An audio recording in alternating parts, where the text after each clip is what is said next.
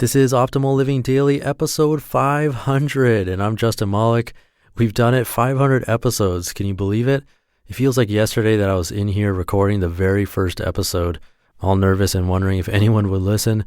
I almost don't want you going back to those first episodes because I sound like a different person, but that's all part of the fun, I guess. I'm not going to remove them. Anyway, this is obviously a special episode. If you're new here, normally this is a podcast where I simply read to you from blogs and books that I think will help you optimize your life, and it is with permission from the authors.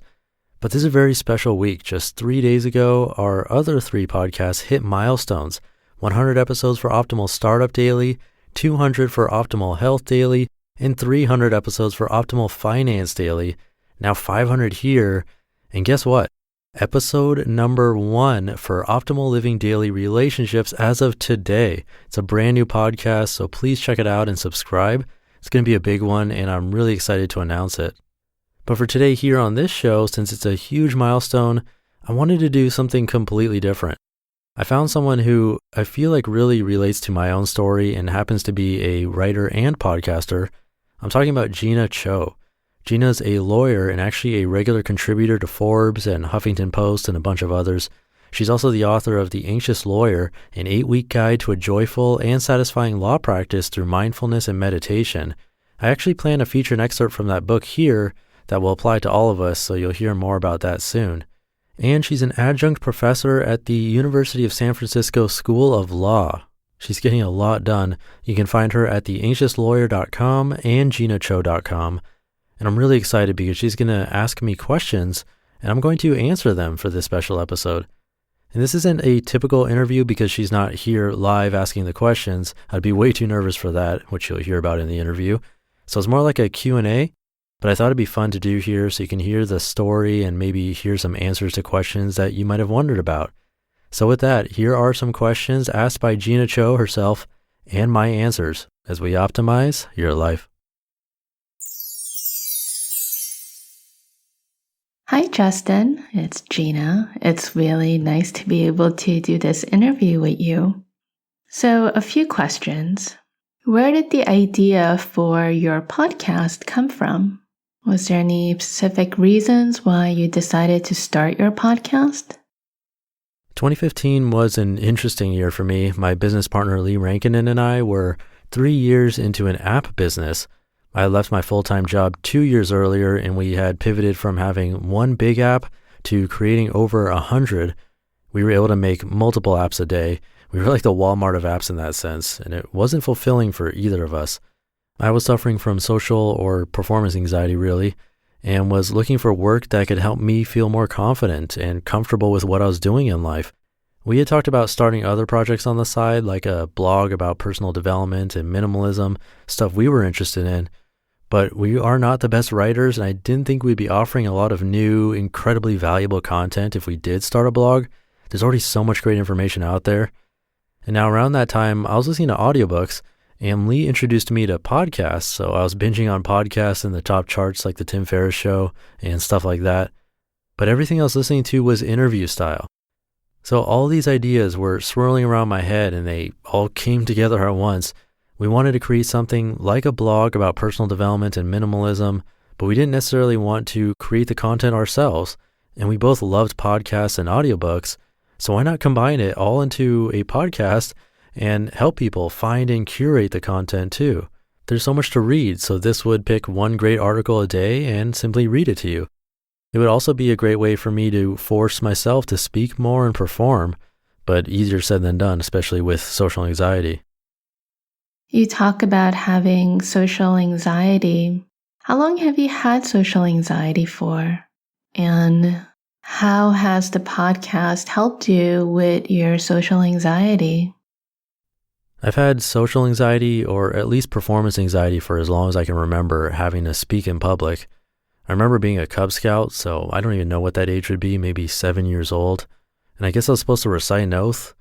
Well, for some reason, I either didn't have it memorized or just completely panicked, and they said I could whisper it into an adult's ear. Around that same time, I had what I believe was my first presentation in school, somewhere around second grade. It was a science project, like a baking soda and vinegar volcano, something like that.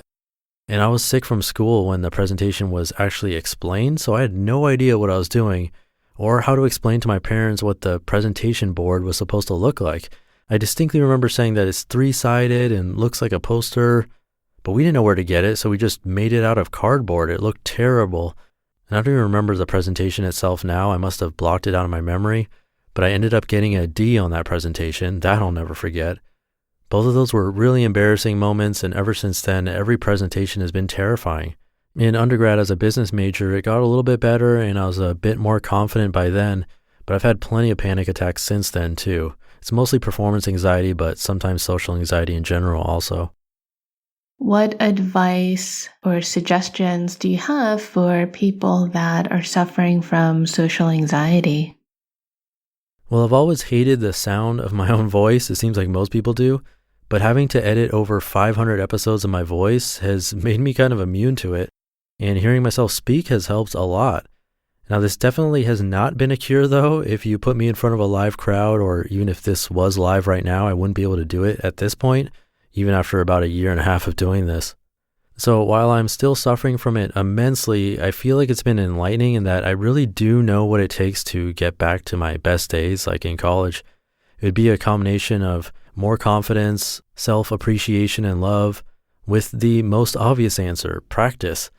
I went to a therapist right out of my master's in business when my performance anxiety peaked, and he simply had me practice answering interview questions in front of him, and that, along with doing a couple of job interviews, did help the most.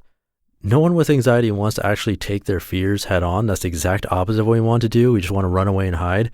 But unfortunately, that's the only real way to make progress, confronting the fears head on and being okay with failure, actually expecting that it'll happen from time to time, and then learn from it and not give up.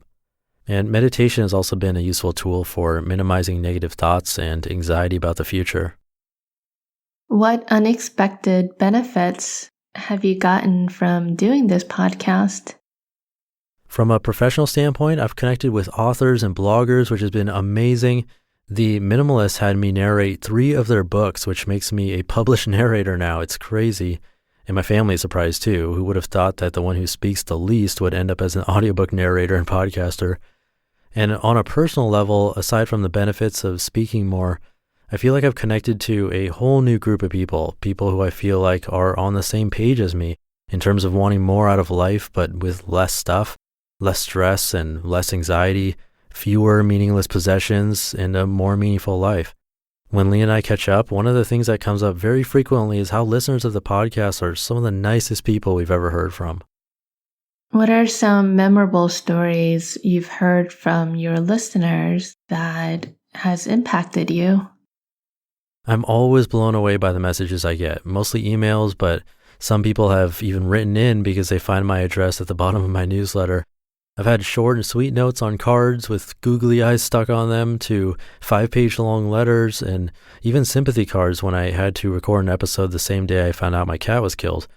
Stories from listeners about how the podcasts have impacted their life is one of the biggest reasons I keep going, even if the podcasts don't make enough money as a sustainable business. One of the most memorable was Dane.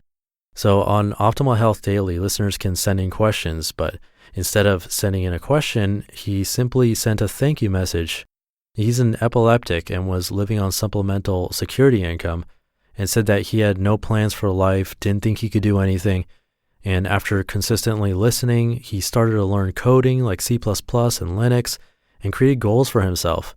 It really made my family and I tear up, and I ended up playing that message with his permission at the end of episode 275 of Optimal Living Daily. So you've narrated over 500 blog posts. That's a lot. What are your favorite episodes? And what are some of the reoccurring themes? Baby steps and building habits slowly over time with small practices each day is definitely a recurring theme. I'm actually starting to think this is a solution for most of our problems. Like if you're unhappy, well, if it's due to negative thoughts, build a meditation practice. How do you start that? Just start with 2 minutes a day. Make it part of your routine. Or if you're out of shape, same thing. Just insert 10 squats or 10 push-ups or basic stretches right when you wake up before you do anything else. Or if you hate your job, take one small action a day to point you towards the direction of what you actually want. Want a life as a minimalist? donate an item from your house every day. These tiny things add up, and eventually that becomes your life, a better life. As for favorite episodes, I truly love all the authors that I narrate. I can't say that there's a specific episode from one particular author that's much better than the rest. I haven't found one, and I don't think it'd be fair for the rest. But a couple of special episodes do come to mind. One of my closest friends since 5th grade, Dr. Patti, is an assistant professor at Appalachian State University, and he wrote an email in response to the loss of a dog with some helpful and loving words. So I asked him if I could read it on the podcast. That was episode 99. And actually that whole week was awesome because authors came on and narrated their own posts. So basically episodes 99 through 107 were some very special ones that meant a lot to me. And I'll actually be doing the same thing to celebrate episode 500 tomorrow. And throughout this whole week, we'll feature authors narrating their own content. I'm really excited. What advice would you give to someone who wants to start their own podcast or their blog? Most important, do not do it for the money or if you think you're going to make a side hustle from it. If you want to earn extra money every month, that's the worst reason to start a podcast or a blog. Optimal Living Daily is a top 10 health podcast on iTunes right now, and the income is not enough to cover my living expenses. Start writing or recording because you have content that doesn't exist and you need to get it out there. Like you wouldn't feel complete if you didn't do it. The most important thing is being consistent, producing really good content every day of the week of the highest quality possible. There's just too much content out there now to do anything less. How do you manage running 4, soon to be 5 podcasts on a daily basis? What are some of the tools that you use? Is this your full-time job? This is my full-time job technically. Last time I checked, I was working about 55 hours a week on these podcasts. And yes, launching even more, so I'm really pushing myself now. As of today, actually, episode 1 of Optimal Living Daily Relationships is now available, but we are still losing money every month to keep these running. It's being funded by our earnings from our app business over the last 5 years. It's helped that we've used a bunch of free tools like Audacity to edit, Dropbox for temporary storage, really basic stuff, nothing too special. But we're confident that this year we'll be able to make enough from the podcast to have them be sustainable for once and eventually allow me to pay myself a reasonable salary and hopefully bring my business partner on full-time too. While producing these podcasts has been way more work than I ever imagined, the love that I hear from listeners has made it totally worth it. And if I can make this a sustainable business, it'd be a dream come true. I hope you found that useful and entertaining. Obviously not a typical episode, but it's episode 500 and I was happy to share some more info about myself and our story here. I want to thank Jeena for coming up with the questions and recording them. She didn't have to do that, but I thought it'd make it more interesting to hear and help me practice a little more. I do plan to feature some of her content soon, straight from her book, but in the meantime, show her some love. You can find her online at theanxiouslawyer.com. Her content applies to anyone really. She's an expert in mindfulness and meditation, so she's a great source for more info. You can get mindfulness tips if you're part of her mailing list there. I have her linked in this episode's description and at oldpodcast.com. And by the way, the episodes I mentioned in the interview, those are also linked in there. So definitely check that out. The shortcut link to this episode's description is oldpodcast.com/500. And thank you for listening to this interview. As I mentioned in it, this whole week is going to be really special and back to narrating content for you. So stay tuned for a lot of fun. Oh, I almost forgot, book giveaways all this week. Make sure you're on the mailing list at oldpodcast.com to be in all of these raffles happening. All right, this is a longer episode, so again, thank you for being here and for celebrating 500 episodes with me. Thank you again to Jeena. I really appreciate it. Here's to another 500 episodes, and I'll catch you in tomorrow's special episode where your optimal life awaits. Hey, this is Dan from the Optimal Finance Daily podcast, which is a lot like this show, except more focused on personal finance. Justin handpicks the best posts he can find from blogs and authors like Ramit Sethi, Mr. Money Mustache, and more, and I read them to you 5 days a week. So if you enjoy this podcast, come on over and subscribe to Optimal Finance Daily too. And together, we'll optimize your financial life. You've been listening to Optimal Living Daily. Be sure to hit the subscribe button to stay up to date on each new episode and head to oldpodcast.com. That's OLDpodcast.com for a free gift as well as more actionable tips and resources to help you maximize your potential. Thanks for joining us, and remember, your optimal life awaits.